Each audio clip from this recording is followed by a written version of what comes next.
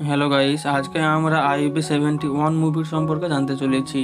আর এই মুভিটি কোনো কাল্পনিক গল্প নয়, সত্য ঘটনার মাধ্যমে তৈরি করা হয়েছে। তবে গাইস, ভিডিওটি শুরু করার আগে তোমাদের কাছে আমার ছোট অনুরোধ, ভিডিওটিতে একটি লাইক দিয়ে দাও এবং চ্যানেলটিকে সাবস্ক্রাইব করতে ভুলবে না। তো চলো ভিডিওটি শুরু করা যাক। মুভির প্রথমে পাকিস্তানের জেনারেলকে দেখি গাড়িতে বসে আছে। তখন একটি অফিসার বলে, স্যার ওরা চলে এসেছে। তারপর চায়নার অফিসারদেরকে দেখি, মানে পাকিস্তান আর চায়না দুজনে মিলে ভারতে আক্রমণ করার চেষ্টা করছে। আর পাকিস্তান চায়নার কাছে এরোপ্লেন চাই আক্রমণ করার জন্য। চায়না রাজি হয়ে যায়। পাকিস্তান প্লেন পেয়ে গেলে দুই দিক থেকে আক্রমণ করবে ভারতের উপর। তারপর ভারতের আইবি ডিরেক্টর অফিসার আব্বাসকে একজন ফোন করে আর বলে, আমাদের একটি অফিসার ধরা পড়ে গেছে মিলিটারি সিক্রেটের সঙ্গে। তখন আব্বাস বলে, তাকে নিয়ে এসো। তারপর ইস্ট পাকিস্তানের ক্যাম্প দেখানো হয় আর এই ক্যাম্পে অফিসারটি আছে।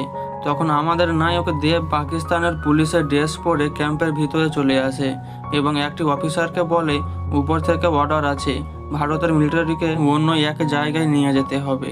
তবে এই ক্যাম্পের অফিসার ছিল না আর দেব অফিসারের ড্রেস পরেছিল, তাই গার্ডটি দেবকে অবিশ্বাস করে নেয়। গার্ডটি ভারতের মিলিটারিকে আনতে গেলে ওয়াকিটকিতে দেব শুনতে পায় ক্যাম্পে অফিসার আসছে। আর অফিসার আসার আগেই দেব অফিসারটিকে নিয়ে চলে যায়। যেতে যেতে অফিসারটি বলে, আরে গুরুত্বপূর্ণ জিনিস রিলটিই তো আনা হয়নি। দেব গাড়ি থামায় আর দেখে ক্যাম্পের অফিসার আসছে। তখন দেব ট্রাকের পেছনে উঠে পড়ে এবং ক্যাম্পের ভিতরে চলে আসে আর সোজা সেই ঘরে যায় যেখানে তার বন্ধু অফিসারটিকে রেখেছিল। সেখানে গিয়ে রিল খুঁজতে থাকে। তখন অফিসারটি চলে আসে আর বলে, কে তুমি, এখানে কি করছো? দেব ব্যাপারটিকে হালকাভাবে নেয় আর ঠান্ডাভাবে কথা বলে। অফিসারটিকে বুঝতেই দেয় না সে অফিসার নয় আর রিলটি নিয়ে চলে আসে। তারপর দিল্লি মিনিস্ট্রি অফিস দেখি, সেখানে মিটিং চলছে। দেব বলে, পাকিস্তান 10টি নতুন জায়গায় ঘাঁটি তৈরি করেছে, মানে মিলিটারি অফিসার থাকে না তাঁবুর মতো ক্যাম্প করে, সেটাই বলছে। অফিসার বলে, তাতে কি হয়েছে? দেব বলে, তারা যুদ্ধের তৈরি করছে। কিন্তু অফিসার বিশ্বাস করে না, কারণ পাকিস্তানের নিজের ইস্ট পাকিস্তানের নিজেদের মধ্যেই যুদ্ধ চলছিল। তখন আব্বাস বলে, স্যার আপনি পাকিস্তানকে চেনেন না, তাদেরকে যদি মাটিতে কবর দেওয়া হয় তো কবর থেকে বেরিয়ে আসবে। আশা করছি তোমরা বুঝতে পারছো।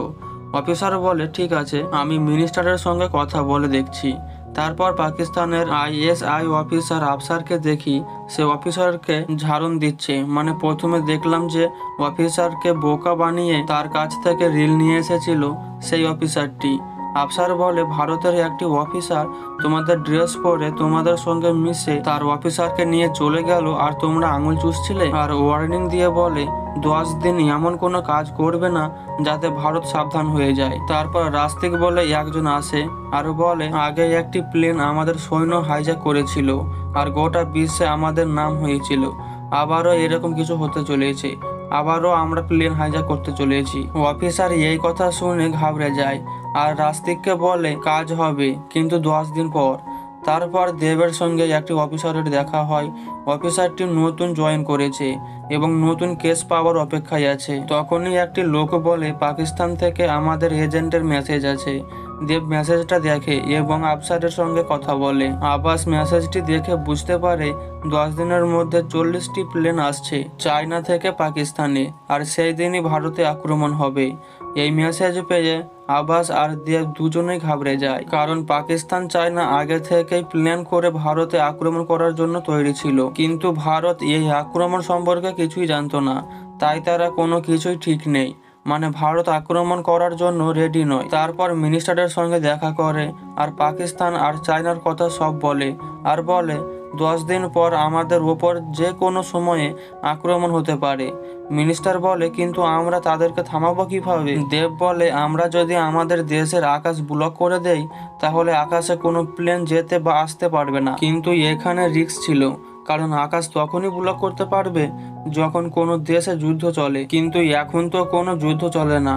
আর এখন আকাশ ব্লক করলে অন্য দেশ রাগ করতে পারে, কারণ কোনো দেশের কিছুই তো আকাশে যেতে পারবে না। আর এখানেই ভিডিওটি শেষ হয়। তো দেখা হচ্ছে পরের ভিডিওতে। Thanks for watching.